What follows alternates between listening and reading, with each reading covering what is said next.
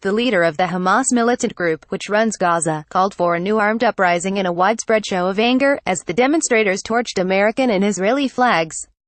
In the West Bank, crowds of protesters set tires on fire and hurled stones at Israeli troops.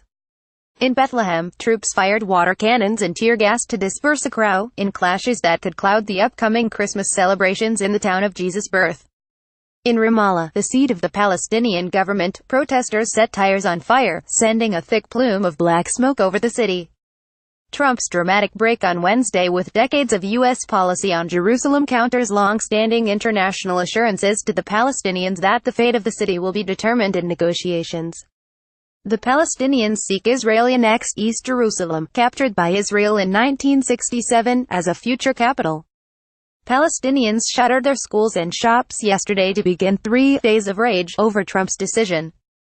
Rallies were underway in other West Bank cities, and a demonstration was being held outside the Damascus Gate of Jerusalem's Old City.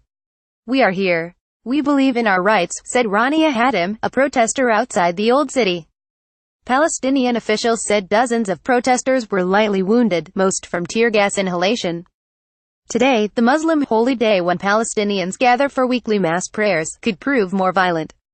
In the Gaza Strip, Hamas leader Ismail Haniyeh called on Palestinians to launch a new intifada, or uprising, against Israel. "The American decision is an aggression on our people and a war on our sanctuaries," Haniyeh said in a speech, urging supporters to be ready for any orders. "We want the uprising to last and continue to let Trump and the occupation regret this decision," he said.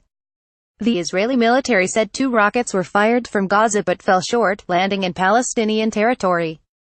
There was no immediate claim of responsibility. Hamas, a group that seeks Israel's destruction, killed hundreds of Israelis in suicide bombings and other attacks in the early 2000s. But the group's capabilities are more limited now. Gaza, Hamas' stronghold, is closed by an Israeli blockade, while in the West Bank, many of its members have been arrested. Nonetheless, it possesses a large arsenal of rockets in Gaza capable of striking much of Israel. The Israeli military said it would deploy several battalions to the West Bank, while other troops have been put on alert to address possible developments. The conflicting claims to Jerusalem, and especially its Old City, where sensitive Jewish, Muslim and Christian holy sites are located, lie at the core of the Israeli-Palestinian conflict. While Trump's decision had no impact on the city's daily life, it carried deep symbolic meaning, and was seen as an attempt to impose a solution on the Palestinians.